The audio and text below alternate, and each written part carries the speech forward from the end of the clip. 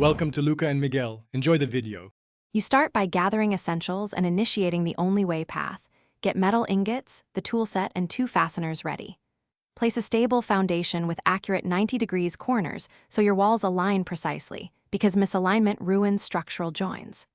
Once done, open the craft station, select the only way blueprint, and trigger the build sequence.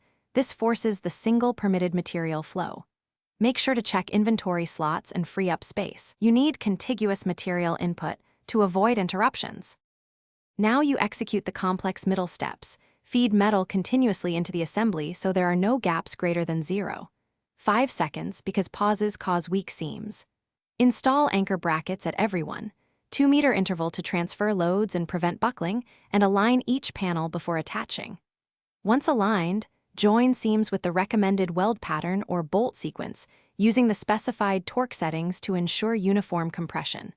As you work, monitor tension and replace any warped panel immediately to preserve. Finish by sealing and validating the wall.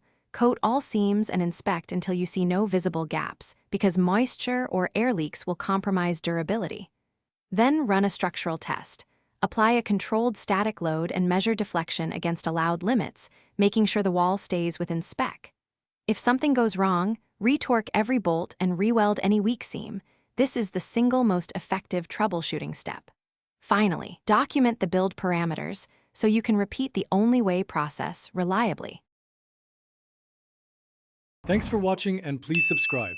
It's the best investment you'll ever make.